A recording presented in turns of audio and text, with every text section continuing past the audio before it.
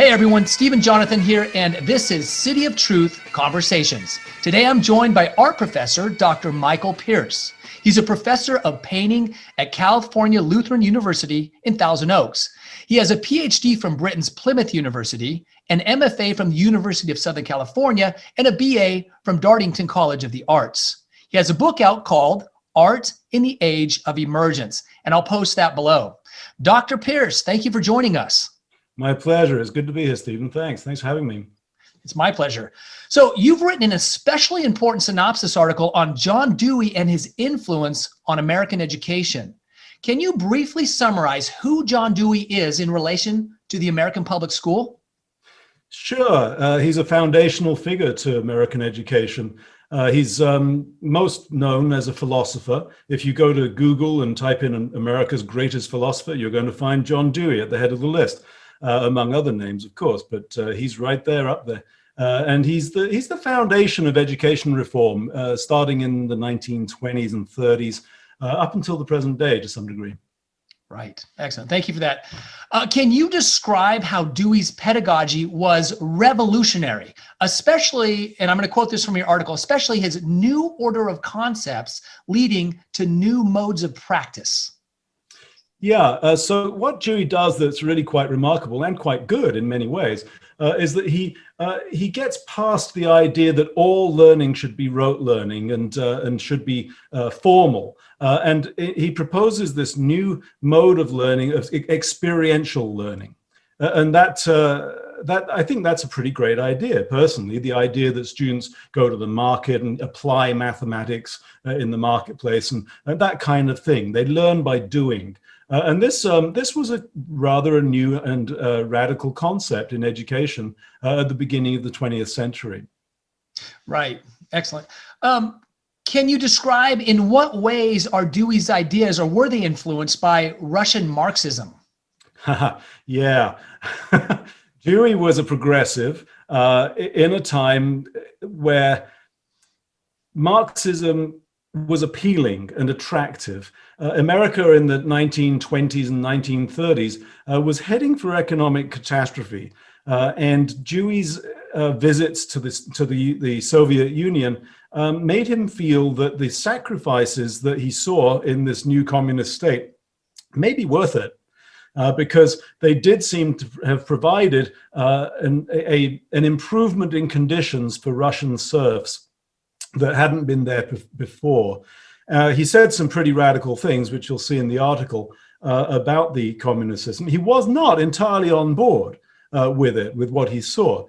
He went over there when Stalin was in power. Lenin had already died. And what he saw both made him optimistic about education reform, but also made him a little nervous. He wasn't fully on board with Stalin. However, he was particularly enthusiastic about Leon Trotsky.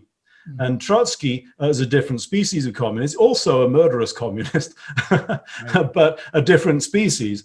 Actually, Dewey ended up defending him when he was in Mexico and had been condemned by Stalin's courts in Russia. Dewey thought that this was an injustice and that Trotsky should be aided and given a stage on which to protest his innocence, which he had not been given in Moscow. Right. Excellent. Thank you for that.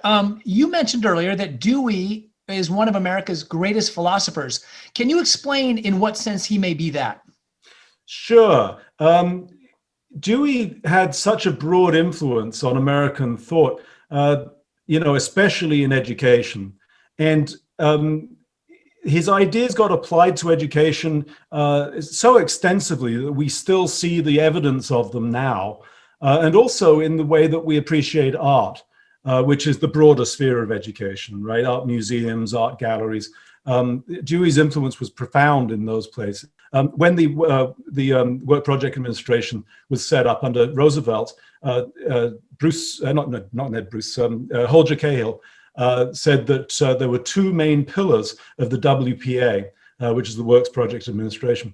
And one of them was the Mexican mural program with Diego Rivera and Siqueiros and Orozco, who were all ardent communists. And the other was John Dewey.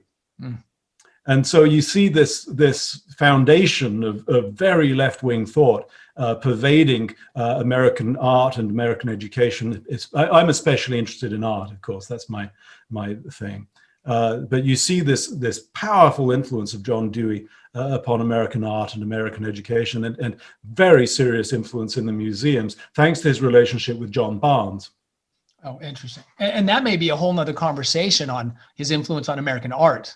Yeah, very much. Yeah. And it's a big topic, you know. Yes. The extent of the WPA is pretty huge, of course, but it goes in the wrong direction. And in 1939, Roosevelt realized that he had backed the wrong horse. And you see the ending of the American WPA because it's socialist realism. Right. It's the same agenda that the Russian art was pushing, right? And by 1939, Stalin was on the wrong side. You know, he was very murderous. A bit scary. Yeah, it's a bit scary. He allied with Hitler in 39 with the invasion of Poland, of course, right? That's and right. So you're seeing Roosevelt going, oh dear. At least he had the sense to back away a little bit. So. Yeah, he did, and you know, that didn't stop Dewey being allied to Trotsky and many American communists backing away from Stalin and doing the same thing. The American Communist Party lost a huge amount of membership in 1939 after Stalin allied with Hitler because they recognized his dictatorial tendencies, right? Yeah, and thank goodness. Yeah. Well, yeah, otherwise we'd have the gulags and all that stuff here. Right, right. So along those lines, one of my favorite quotes from you is you wrote this, and I quote, "The wedding between John Dewey and the American education system is an ugly alliance of the progressive left with the failed ideas of revolutionary ideology," end quote. Right.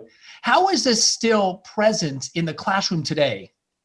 Well, it's evolved, hasn't it? Yes. You know, it would be hard for you to look at the current American education system and say, oh, there's John Dewey. But John Dewey is at the foundation of it. The ideas that John Dewey brought to it about experiential education, they're still there. And that's probably a good thing. But other parts of it, of the progressive education system, maybe not such a great idea. You know, I think that they certainly deserve re-examination, because they have evolved far from Dewey. And why would we think that a philosopher writing in the 1920s is a good foundation in 2020, 100 years later?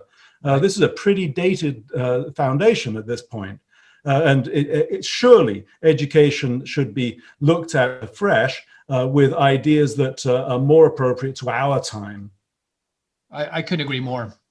Let me offer another quote. You wrote, and I quote, "We have seen the consequences of Dewey's influence upon education, and these are the foundations for disaster." And I think you just touched on it, and I couldn't agree with you more, but can you suggest what we ought to do in response to this beyond kind of re-examining? Yeah, I think that a couple of things have happened which are bad for us. First of all, we seem to have lost the notion of quality. And I think that's an error. Dewey was a Democrat. You know, he believed in democracy, right? He thought that the democracy was the best system. And I agree with him. Democracy is doubtlessly the best of a bad lot. All political systems are awful, but democracy is the best of all of them, right? There's nothing better than democracy. So don't misunderstand me here and what I'm saying. That does not, however, mean that all experience is equal. There is such a thing as quality. And we know this. This is the thing. We're applying this utopian concept to reality. In reality, we know that a Ferrari is a much better designed car than a Skoda, which was a Russian car built in the 1960s. And I had one. And you know what the rear window heater is for on the back of a Skoda? It's for warming your hands when they don't go. So you can push and keep your hands warm. And that's the issue. There is quality in the world, and that quality is evident in human beings as much as it is in other things. Some people are better at things than other people. If I was to paint you a picture, and I got my friend Frank across the street there to paint a picture, my picture would definitely be better than Frank's, without doubt. Right. Because I'm a trained professional, literally, you know, and Frank is not.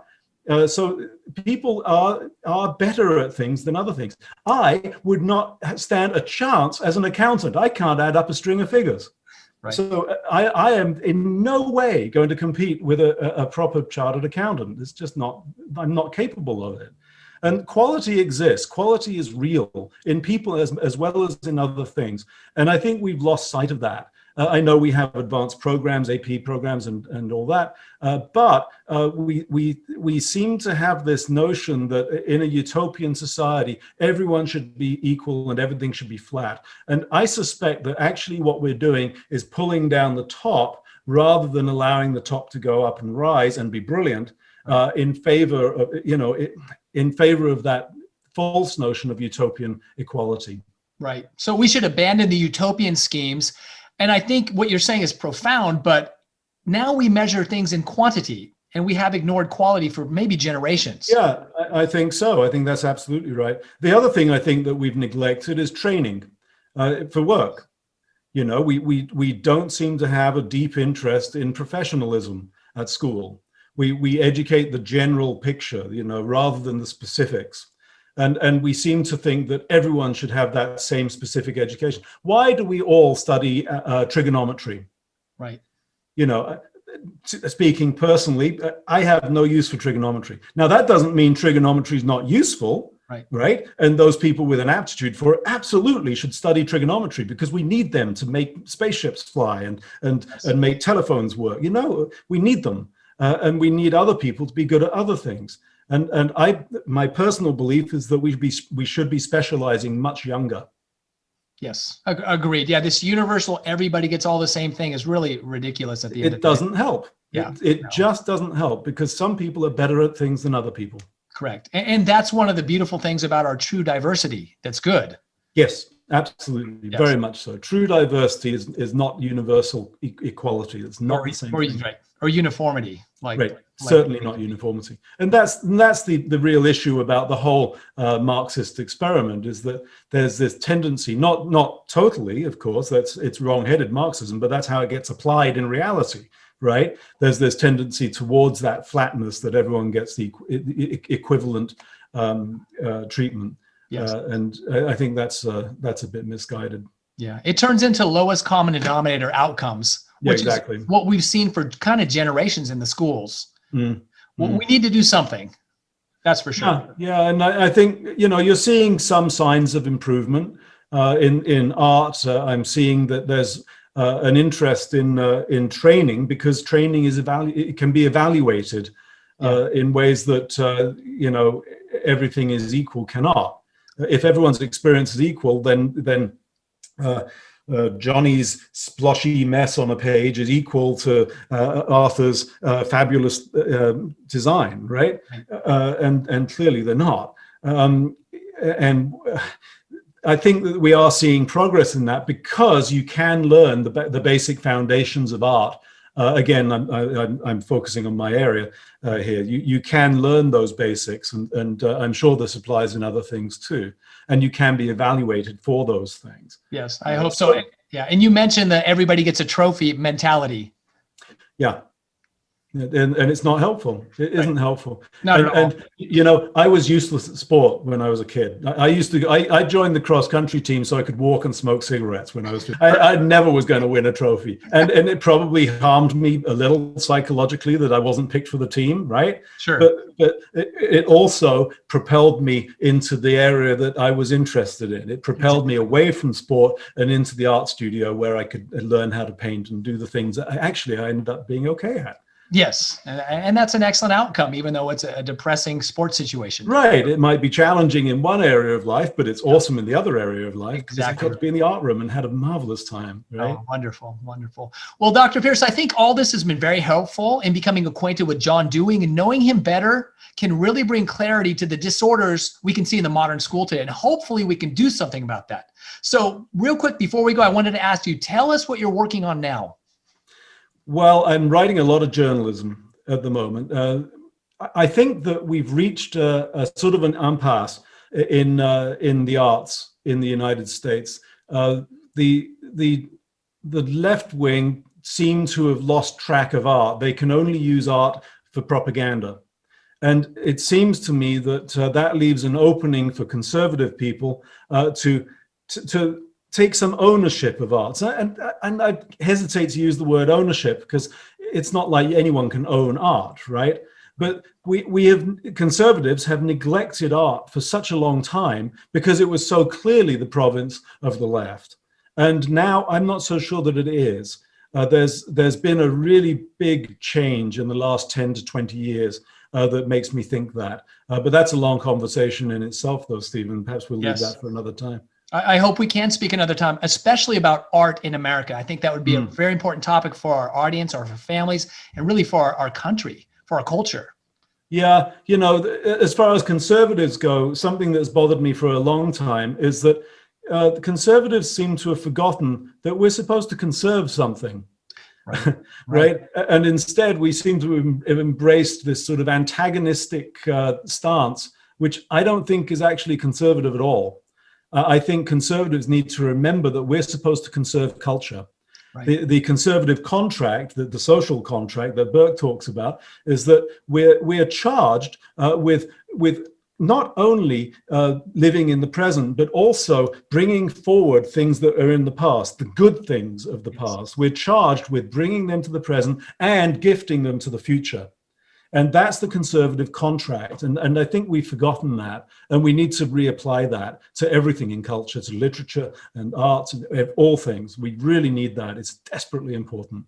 I could not agree more. And on that note, Dr. Pearce, I'm sure the audience has been edified by your scholarship. I want to thank you so much for joining us. And I implore you to keep up the good fight down there in Southern California. Thank you. Thanks for having me, Stephen. It's a pleasure.